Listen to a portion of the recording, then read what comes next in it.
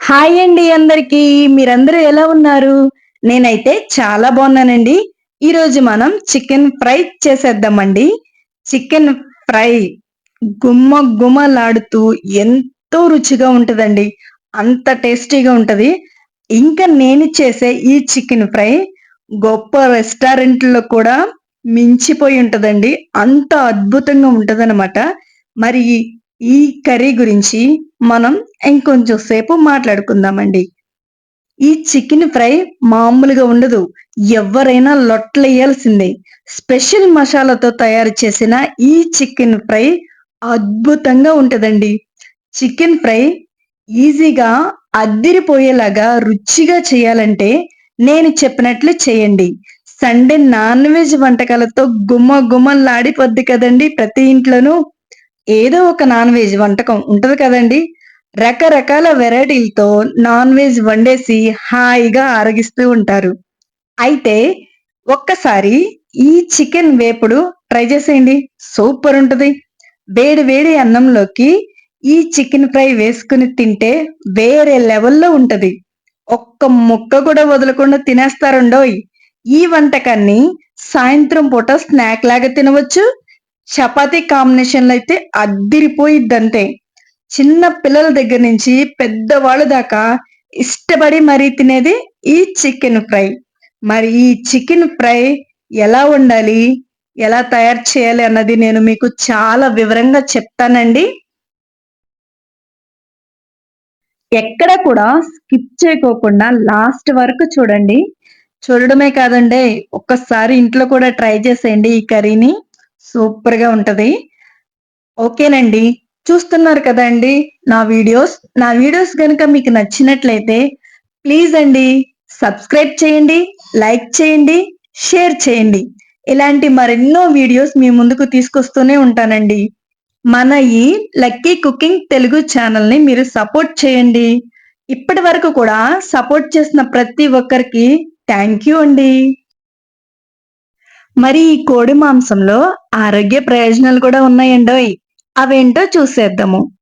కోడి మాంసంలో vitamin A, vitamin B, iron, calcium మరియు ఫైబర్ పుష్కలంగా ఉంటాయండి. విటమిన్ ఏ మరియు బి మన కంటి చూపును మరియు మెదడు అభివృద్ధికి కూడా సహాయం చేస్తదండి. మరి ఎన్ని ఉపయోగాలున్నాయి కదా!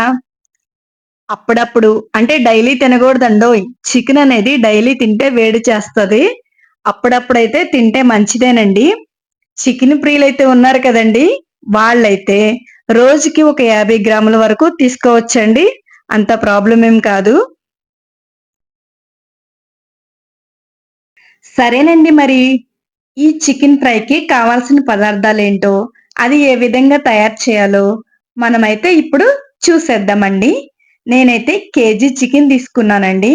కేజీ చికెను నిమ్మరసం పిండి, కొంచెం ఉప్పు వేసి నీట్‌గా క్లీన్ చేసి పెట్టానండి. ఆ చికెన్‌లో 1 table spoon salt, 1 table spoon పసుపు, 2 టేబుల్ స్పూన్ కారం వేసానండి. ఇవన్నీ వేసి చక్కగా కలుపుకోవాలండి. ఈ ఉప్పు, కారం, పసుపు ముక్కలకి బాగా పట్టేటట్టు చక్కగా కలిపేసేయాలండి. కలిపి దీనిని కనీసం ఒక 30 నిమిషాలు కూడా మ్యారినేట్ చేయాలండి. మసాలా పౌడరు స్పెషల్ అని చెప్పాను కదండీ! దానికి కావాల్సిన పదార్థాలేంటో చూసేద్దాము. 2 టేబుల్ స్పూన్‌లు ధనియాల పౌడరు, 1 టేబుల్ స్పూన్ జీలకర్ర, 1 టేబుల్ స్పూన్ మిరియాలు, 12 ఎండుమిర్చి, జాపత్రి, 8 లవంగాలు, ఒక బిర్యానీ ఆకు, ఒక అనాస పువ్వు, ఒక నిమ్మకాయ, ఒక కప్పు కొత్తిమీర, 20 వెల్లుల్లి రెబ్బలు పొట్టు తీసినవండి, గుప్పుడు కరివేపాకండి, ఒక కప్పు ఉల్లి తరుగు, 5 పచ్చిమిర్చి, 4 టేబుల్ స్పూన్ అల్లం వెల్లుల్లి పేస్ట్ అండి.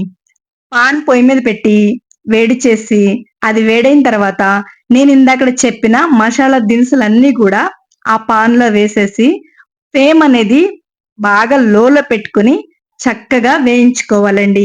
అస్సలు మాడిపోకూడదు. మాడితే కూర టేస్ట్ అనేది పోయిద్దనమాట.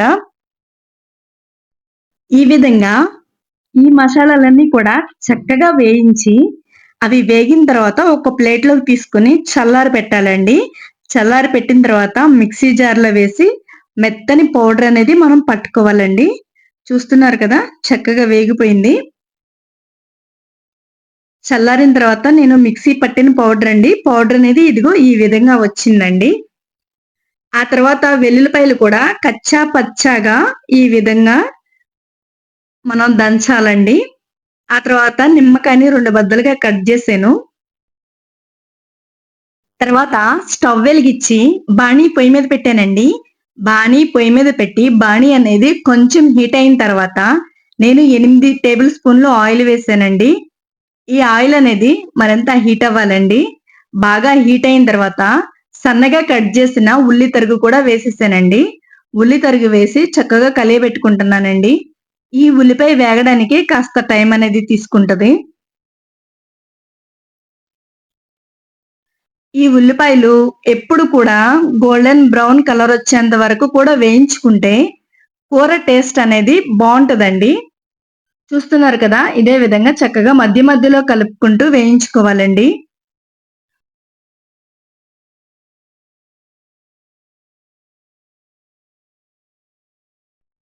తర్వాత 2 టేబుల్ స్పూన్లు అల్లం వెల్లుల్లి పేస్ట్ వేసి, అల్లం వెల్లుల్లి పేస్టు పచ్చి వాసన పోయేంత వరకు కూడా చక్కగా వేయించుకోవాలి. ఆ తర్వాత గుప్పెడు కరివేపాకు వేసానండి. కరివేపాకు వేయగానే స్మెల్ అయితే అద్భుతంగా ఉందండి. ఆ తర్వాత 30 నిమిషాల ముందు మనం మ్యారినేట్ చేసి పెట్టిన చికెన్ ఉంది కదండీ! ఆ చికెన్ కూడా వేసేసి కలియబెట్టి మూత పెట్టేసుకుందామండి. మూత తీసి అప్పుడప్పుడు మధ్యలో కలుపుకుంటూ ఉండాలండి. ఈ చికెన్‌లో మనము విడిగా నీరు అంటే పోయకూడదండి. ఈ చికెన్‌లో నుండి వచ్చిన వాటర్‌తోనే చక్కగా కుక్ చేసుకోవాలండి. ఈ చికెన్ ఫ్రై అయితే జ్యూసీగా, యమ్మీగా, టేస్టీగా ఉంటదండి. మీరు కూడా ఒకసారి ట్రై చేయండి. చూసారా? చికెన్‌లో నుంచి పొగలు ఏ విధంగా వస్తుందో చక్కగా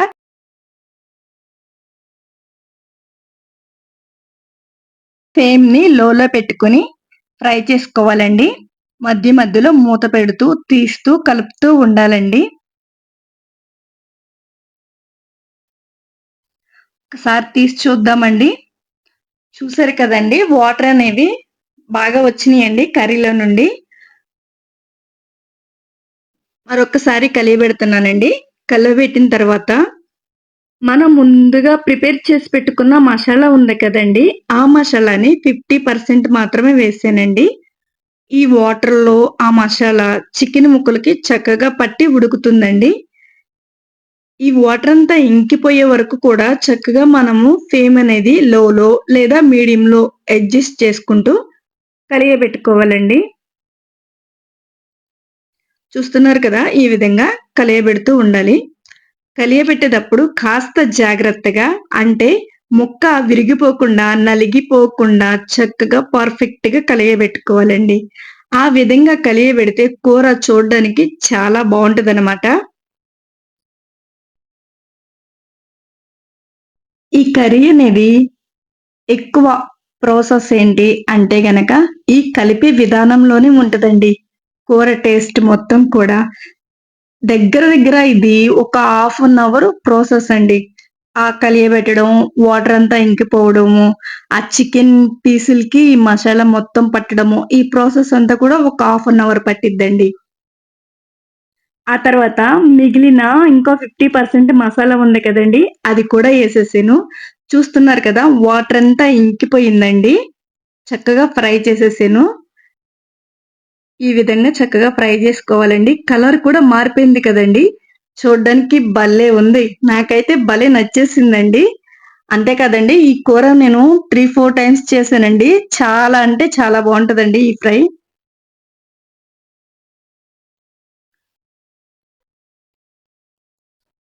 ఇలాగే వాటర్ అంతా ఇంకిపోయేటట్టు చక్కగా ఫ్రై జేసుకోవాలి. ఫ్లేమ్ అనేది లోనే ఉంచుకొని చక్కగా ఫ్రై చేయాలండి. ఓకే. చూస్తున్నారు కదా! ఈ విధంగా.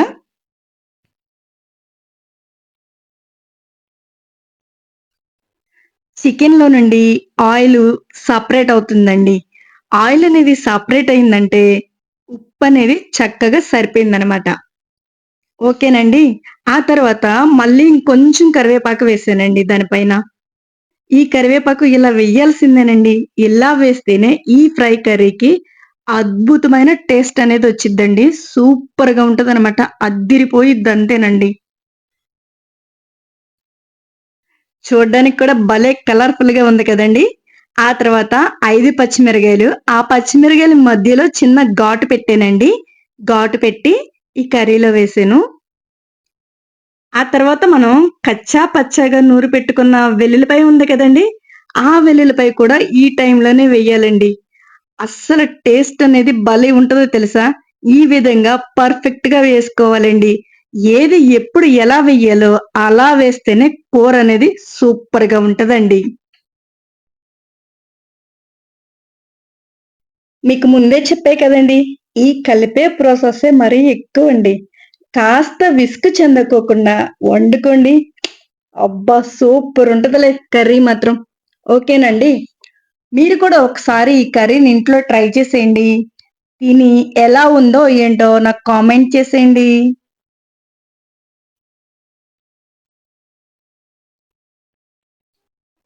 ఆ తర్వాత మనము సన్నగా తరిగి పెట్టుకున్న కొత్తిమీరండి. అదేనండి మకుటం లేని మహారాణి. ఆ కొత్తిమీరని సన్నగా కట్ చేసి కర్రీలో కలిపేసుకుందామండి.